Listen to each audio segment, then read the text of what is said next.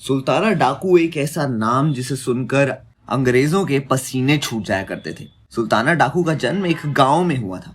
भातू जाति में पैदा हुआ सुल्ताना डाकू असल में एक सीधा साधा लड़का सुल्तान था।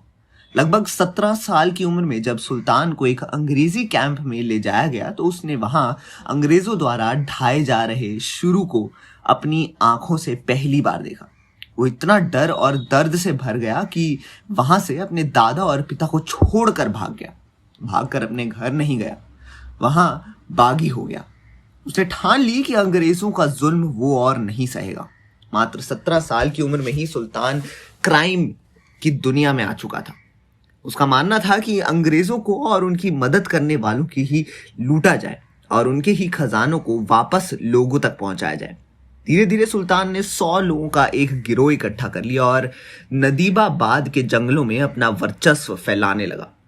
नदीबाबाद के जंगलों से गुजरने वाले हर अंग्रेजी कारवां को सुल्ताना डाकू लूट लेता। इसके अलावा अमीर से अमीर जमींदार और व्यापारी भी कितनी भी सिक्योरिटी के साथ नदीबाबाद से सेफली नहीं निकल पाते। अंग्रेजों के लिए सुल्ताना डाकू सिरदर्द हो गया था, क्योंकि सुल्ताना डाकू अपनी लूटपाट का एक बहुत बड़ा हिस्सा आसपास के गांव और गरीबों में बांट दिया करता था। इसलिए कोई भी गांव वाला अंग्रेजों की सुल्तान को पकड़ने में कोई मदद नहीं करता था। उनके मुताबिक सुल्ताना अंग्रेजों से लोहा ले रहा था। अंग्रेजों ने सुल्तानों को पकड़ने के लिए फ्रेडी यंग नाम के गवर्नर को उसके पीछे लगा दिया। फ्रेडी के हाथों कई बार सुल्ताना आते आते बचा, पर फाइनली 19 नवंबर 1923 को पहली बार सुल्ताना डाकू को पकड़ लिया गया। इसके बाद उसे नैनीताल के एक जेल में शिफ्ट किया गया।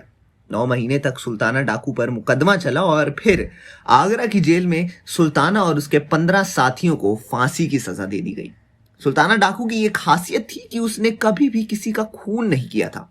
इसके अलावा सुल्ताना की मदद करने वाले 40 लोगों को और गिरफ्तार किया गया और उन्हें काला पानी की सजा के लिए भेज दिया गया। फांसी से एक दिन पहले फ्रेडी सुल्ताना से मिलने जेल आए थे। फ्रेडी इकलौते ऐसे इंसान थे जिन्होंने पूरे मुकदमे में सुल्ताना डाकू की साइड लेकर यह कहा था कि उन्हें मौत की सजा नहीं देनी चाहिए, क्योंकि ऐसे कई मौके आए थे जहां सुल्ताना फ्रेडी को मार सकता था, पर उसने ऐसा नहीं किया। सुल्ताना ने अपने आखिरी दिन खेड़ी से कहा कि वो नहीं चाहते कि उसका बेटा उसकी तरह डाकू बने।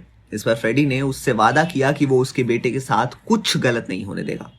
आगे चलकर फ्रेडी सुल्ताना के बेटे को अपने साथ इंग्लैंड ले गए, उसको पढ़ाकर लिखाकर वहीं पर ऑफिसर भी बनाया। ऐसे ही दिलदार क्रिमिनल की कहानी होने वाली है खलनायक 2 की। तो आपके क्या विचार हैं, हमें कमेंट सेक्शन में अपनी राय जरूर बताएं और देखते रहिए हमारा चैनल बॉलीग्राज स्टूडियोज।